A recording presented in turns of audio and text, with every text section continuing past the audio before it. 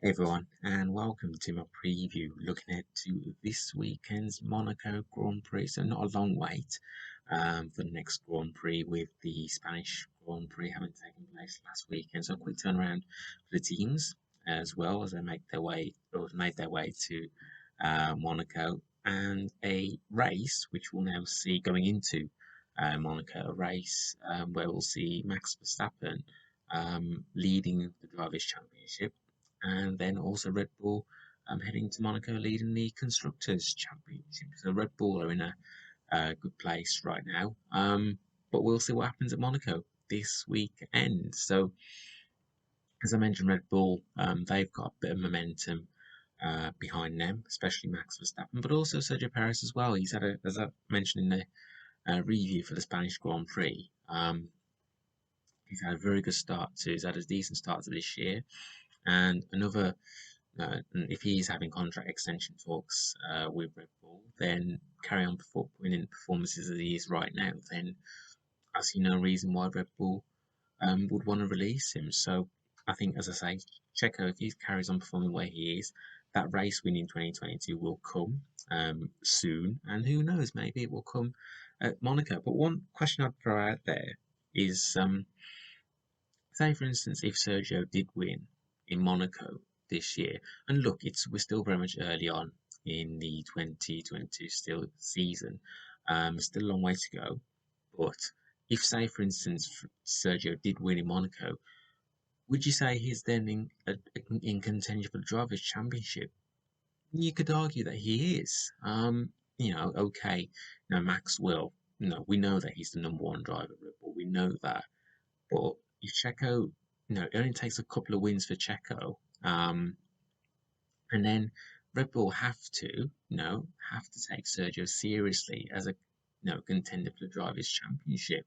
Um, so I'm really intrigued to see how that pans out at Red Bull. And yeah, as I say, Sergio's made a good start to this year, and I've got no doubt Red Bull will be pleased with him. But a couple of wins for Sergio, and be interesting to see how Red Bull take it on from then if that does materialize.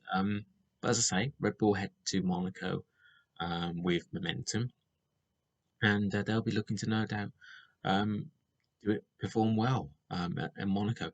It's a track that they normally go well around, so yeah, I think Red Bull will be definitely they'll be in contention for the race, and they'll be looking to make it a race win as well. So one team who will be having to looking to have better fortunes this weekend is Ferrari. Now, we know that had Charles Leclerc not had his engine issues on race day in Spain, I think more than likely Charles would have taken the win in Circuit de Catalunya.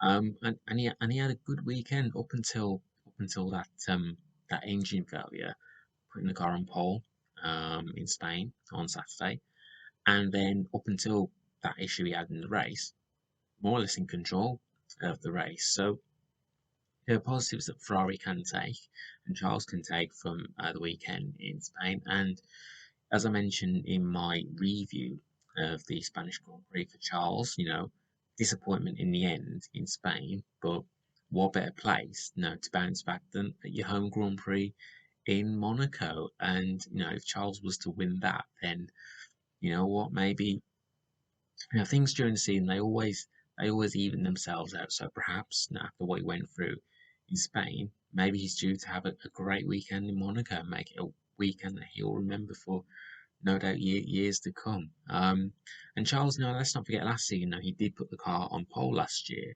but then even he wasn't able to take the start of the race, which is very very unfortunate. But hopefully this year, Charles, we get to see him at least compete in the race. And who knows, if he puts the car on pole on Saturday, then he's got a very good chance of winning his home Grand Prix. And yeah, that will be a fantastic win for him. Probably one of his most famous wins as well. If he was to win this weekend in Monaco.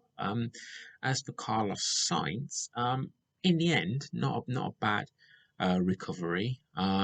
but he would have hoped for more than finishing fourth at his own Grand Prix last weekend.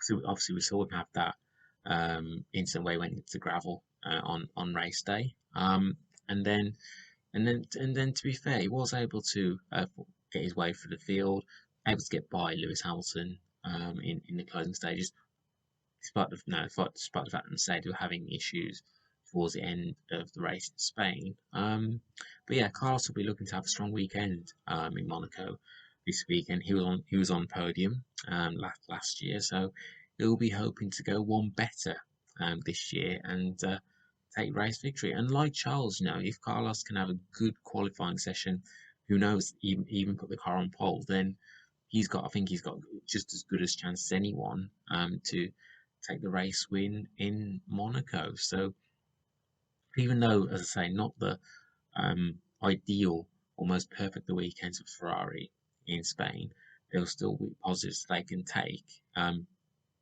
going into Monaco this weekend.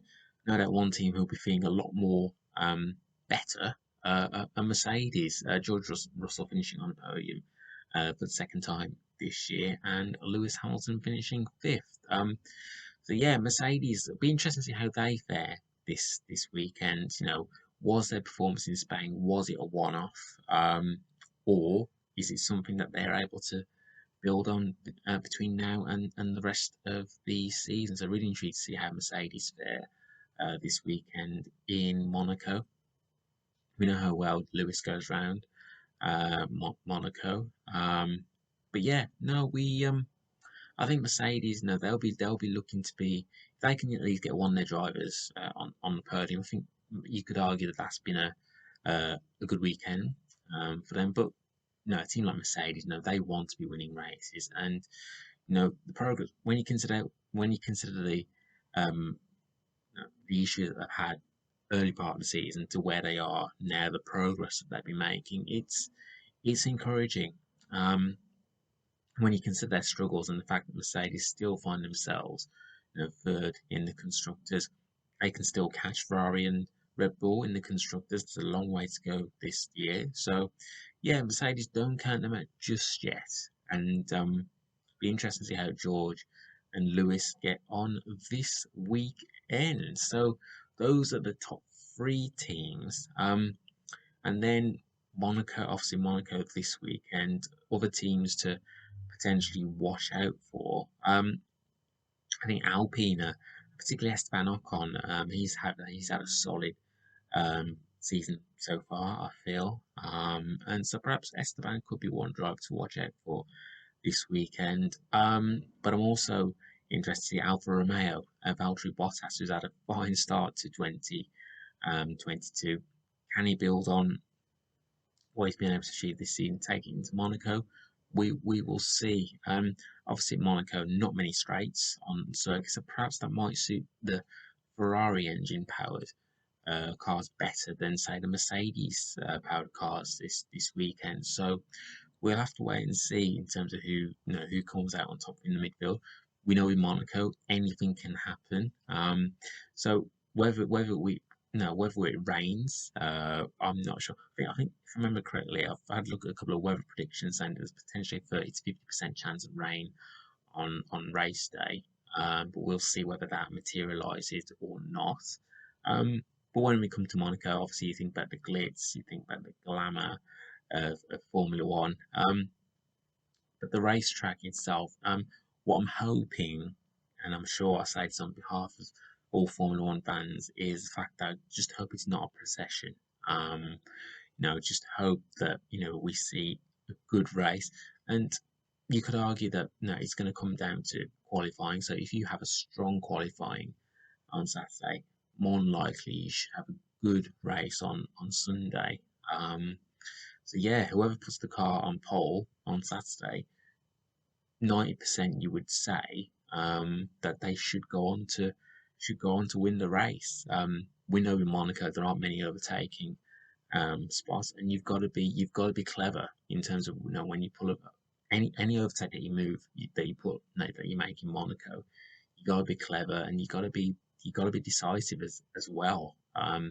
We've seen instances in the past, where drivers have gone tried to go for instance, and it hasn't come off. So yeah, sometimes you can have to be that bit daring, but also be cautious as well. Yeah, I think Monaco. I think the track itself. I mean, I personally would have liked to see a few more changes at the tracks. Let's try and see if there are potential, to try and increase overtaking chances. Yeah, I think that's something to consider going forwards for Monaco. So as I say, I just hope it's not a procession this weekend, and fingers crossed we do get a good race this weekend in Monaco. So I'm going to go on to talk about my predictions. So final part of this preview now. So predictions, my top three for Monaco. I'm going to go for a fairy tale. So I'm going to go for Charles Leclerc to win his home Grand Prix in Monaco, and I think he's due a bit of luck now after what happened in Spain. I think if he puts the car on pole on Saturday, I would back him. I'd back him to win the race on Sunday. So it is a case of ifs, but as I say, I'm going to go for a Charles Leclerc win in on Sunday. Second, for I am going to go for Max Verstappen. And thirdly, I'm going to go for Daniel Ricciardo. So it's someone outside the top three teams. So I'm going to go for Charles Leclerc, Max Verstappen, and Daniel Ricciardo to finish third. Obviously, Danny Rick has had a difficult start to this year, and yeah, not the best race last time out in Spain. But hopefully, fingers crossed, he can bounce back this week. And he is a Monaco specialist. I know he loves Monaco. So yeah, fingers crossed we see Daniel bounce back this weekend. And as I say, my top three I'm going to predict of Charles Leclerc, Max Verstappen, and Daniel Ricciardo. So that's the end of my preview looking ahead to this weekend's Monaco Grand Prix. If you want to talk things F1, I'm on Twitter at Baggies20 and also on Instagram, Manish Patel89. Have enjoyed the weekend in Monaco, and yeah, I'll hope to catch up with all you guys and girls soon. Take care, everyone.